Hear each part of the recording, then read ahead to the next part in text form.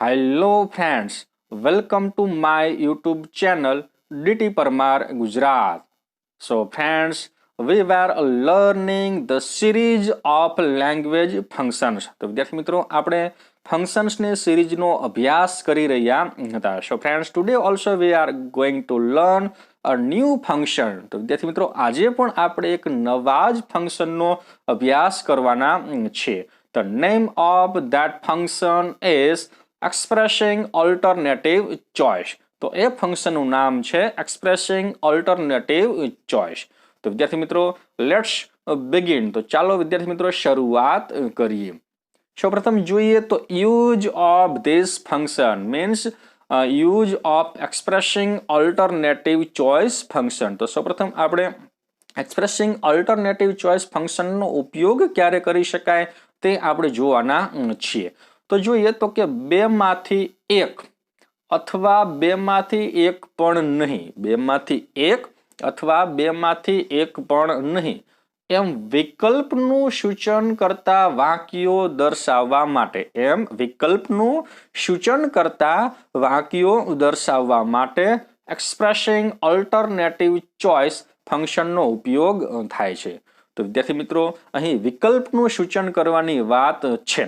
બેમાંથી એક અથવા તો બેમાંથી એક પણ નહીં એવા વિકલ્પ દર્શાવતા વાક્યો આપેલા હોય તો તે એક્સપ્રેસિંગ ઓલ્ટરનેટિવ ચોઇસ ફંક્શનના છે એમ આપણે કહી શકીએ છીએ. જોઈએ નીચે અહીં એક્ઝામ્પલ આપવામાં આવેલા છે કેવી રીતના વિકલ્પ દર્શાવવાની વાત હોય છે. તો કે અહીં નંબર 1 માં આપેલું છે આઈ વિલ પ્લે, હું રમીશ આઈધર ક્રિકેટ ઓર ચેસ.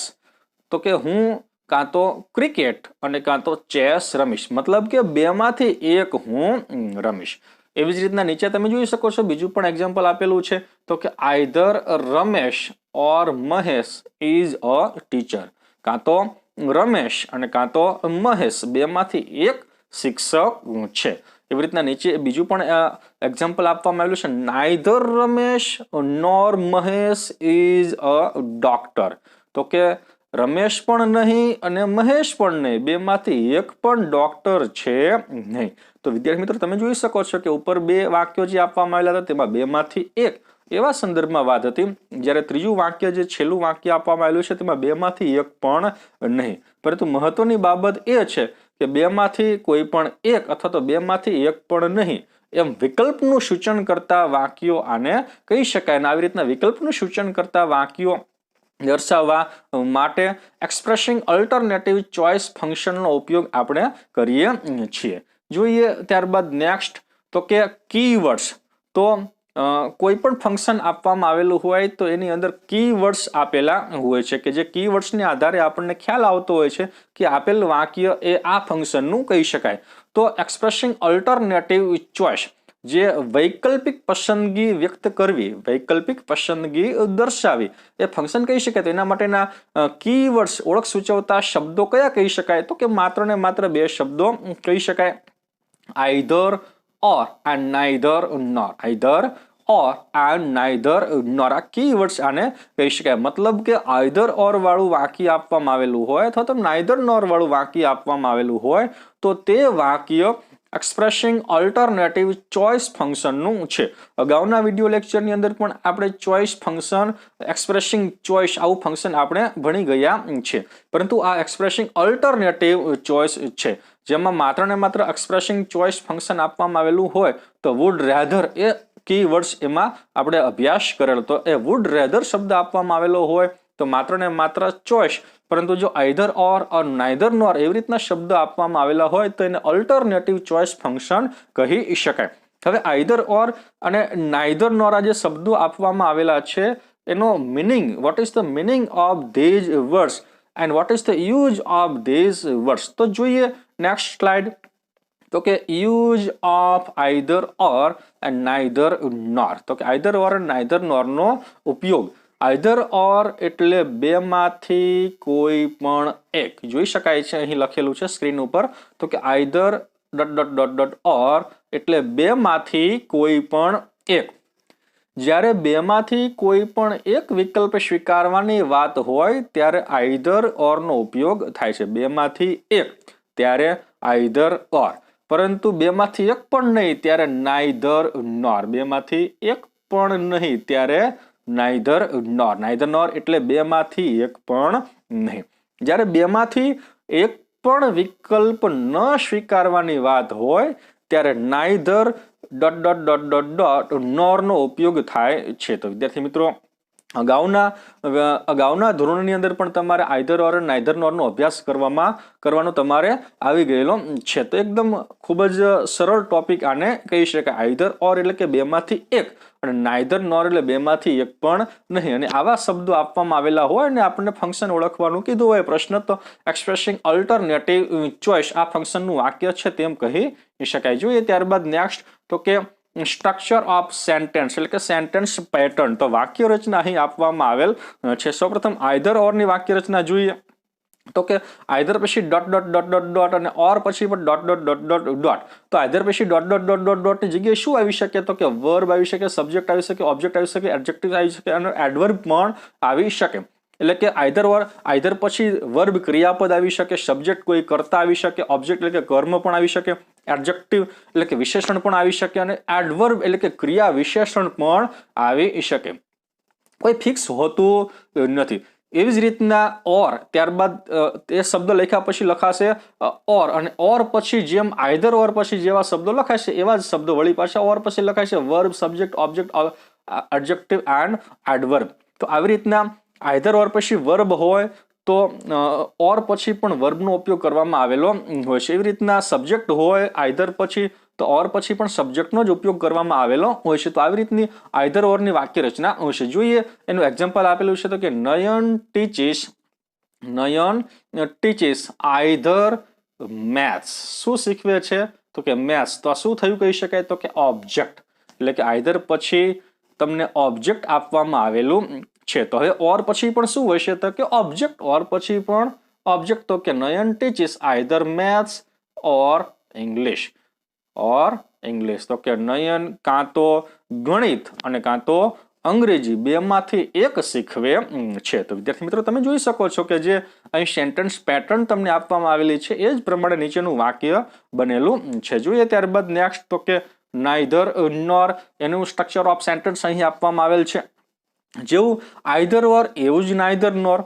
નાઈધર એ નકાર અર્થ દર્શાવે છે, જ્યારે આઈધર એ હકાર અર્થનું સૂચન કરે છે. તો કે નાઈધર પછી તમે જોઈ શકો છો કે verb, subject, object, adjective, adverb.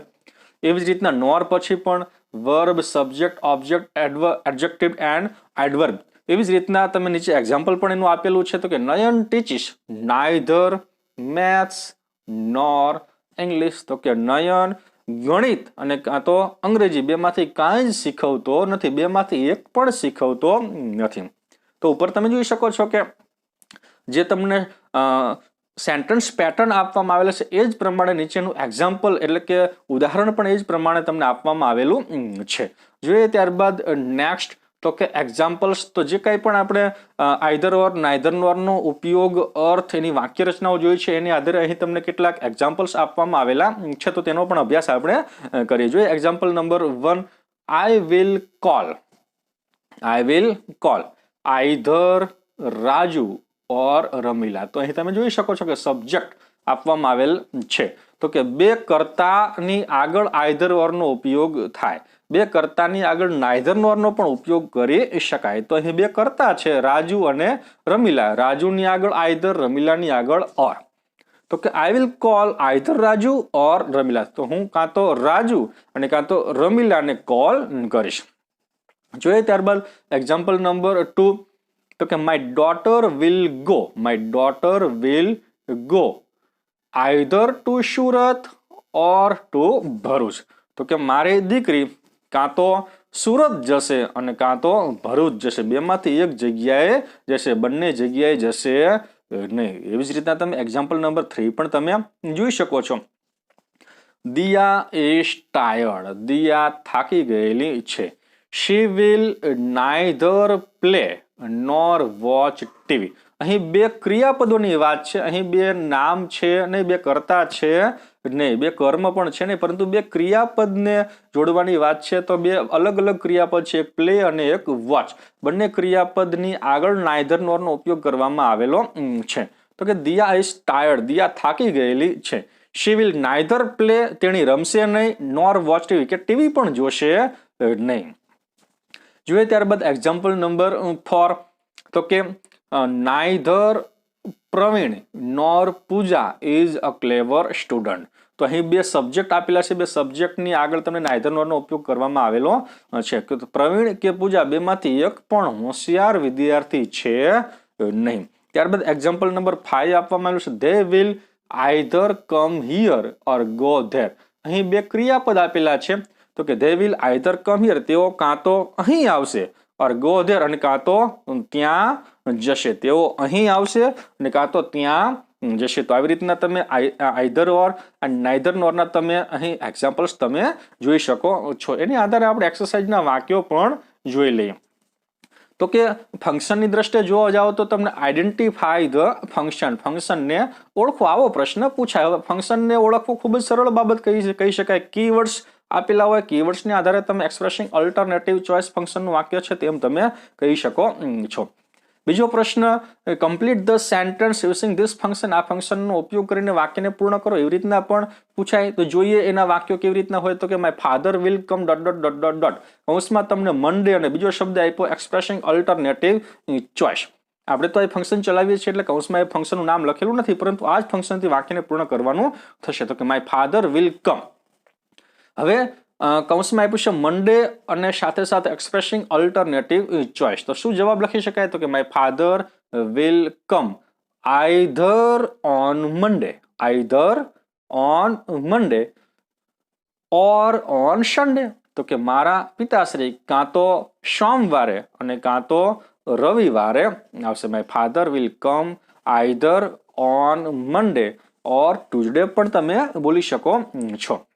હવે અહીં તમે આઈધર ઓર ને બદલે તમે નાઇધર નોર નો ઉપયોગ પણ તમે કરી શકો છો. My father will come neither on Monday nor on Tuesday. તો કે મારા પિતાશ્રી સોમવારે પણ નહીં કે મંગળવારે પણ આવશે નહીં. બીજું વાક્ય આપેલું છે, my friend will tech, my friend will tech dot dot dot dot dot, કૌંસમાં આપ્યું છે ટી, ટી શબ્દનો ઉપયોગ કરવાનો અને સાથે સાથે એક્સપ્રેસિંગ અલ્ટરનેટિવ ચોઇસનો ઉપયોગ કરીને વાક્યને પૂર્ણ કરવાનું થશે. તો શું જવાબ બનશે? તો કે my friend will tech either T or coffee. તો કે મારો મિત્ર કાં તો ચા અને કાં તો કોફી લેશે. પરંતુ તમે નાઇધર નો ઉપયોગ કરીને પણ વાક્યને પૂર્ણ કરી શકો છો. જેમ કે my friend will take neither tea nor coffee. તો કે મારો મિત્ર ચા કે કોફી બેમાંથી કાંઈ જ લેશે નહીં. જોઈએ ત્યારબાદ નેક્સ્ટ, તો કે બીજી રીતનો જે પ્રશ્ન પૂછાતો હોય છે ડાયલોગ સ્વરૂપે પરીક્ષાની અંદર પૂછાતો છે. Complete the dialogue using this function. આ ફંક્શનનો ઉપયોગ કરીને ડાયલોગને પૂર્ણ કરો. Mister Parmar said, what would you like to have. તમે શું લેશો? કોઈ આપણા ઘરે મહેમાન આવ્યા હોય તો મહેમાનને તરત જ આપણે આદર સાથે પૂછીએ છીએ કે તમે શું લેશો, ટી ઓર કોફી. તો કે તમે ચા લેશો કે કોફી લેશો. તો મિસ્ટર સોલંકી જે છે જવાબ આપે છે no dot dot dot dot dot, ના. હવે કૌંસમાં એ જે ફંક્શન જે છે એક્સપ્રેસિંગ અલ્ટરનેટિવ ચોઇસ નામનું ફંક્શન આપવામાં આવેલું હોય તો નીચે આપેલા 4 વિકલ્પોમાંથી તમારે યોગ્ય વિકલ્પ શોધી અને જવાબ લખવાનો હશે. તો જવાબ આપ્યો છે આઈ will take coffee with biscuit. તો કે હું કોફી, બિસ્કિટની સાથે હું કોફી લઈશ. પણ ખરેખર તમે જોઈ શકો છો આગળ શું કીધું છે, નો. તો એ નો ને તમારે ધ્યાનમાં લેવો પડશે. No I will take coffee with biscuit એમ કહી શકાય ના, એવી રીતના જવાબ લખી શકાય નહીં. નો એનીથિંગ અવેલેબલ, ના કાંઈ પણ પ્રાપ્ય હોય તો એમાં કોઈ અલ્ટરનેટિવ ચોઇસની બાબત થઈ કહી શકાય નહીં. I will take neither tea nor coffee. તો કે no I will take neither tea nor coffee, ના હું ચા કે કોફી બેમાંથી કાંઈ જ લઈશ નહીં. તો આ નાઇધર નોર થઈ અલ્ટરનેટિવ ચોઇસ ફંક્શનનું વાક્ય કહી શકાય. આઈ વિલ ટેક આઈધર, હું કંઈ પણ લઈશ, પણ એ જવાબ આવી શકશે નહીં. તો અહીં સી જવાબ લખવાનો થશે. શું લખી શકાય? સી. તો વિદ્યાર્થી મિત્રો આવી રીતના પરીક્ષાની અંદર identify function, complete the sentence and complete the dialog સ્વરૂપે આ ફંક્શનના પ્રશ્નો ધોરણ 10, 11 અને 12 એમ ત્રણેય ધોરણની અંદર સાથે સાથે સાયન્સ પ્રવાહની અંદર પણ ખરા. તો ત્રણેય ધોરણ અને આ સામાન્ય પ્રવાહ અને સાયન્સ પ્રવાહની અંદર પણ આવી રીતના પ્રશ્નો પૂછાતા હોય છે. તો વિદ્યાર્થી મિત્રો, આજનો અમારો વિડીયો જો તમને પસંદ આવ્યો હોય તો લાઈક કરજો અને વધુમાં વધુ વિદ્યાર્થીઓ સુધી તેને શેર કરજો. અને હા, સબસ્ક્રાઇબ કરવાનું ભૂલશો નહીં અને બાજુમાં રહેલા બેલ આઇકનને પણ પ્રેસ કરજો, જેથી કરીને આવનારા વિડીયોના નોટિફિકેશન્સ તમને સૌથી પ્રથમ મળતા રહે.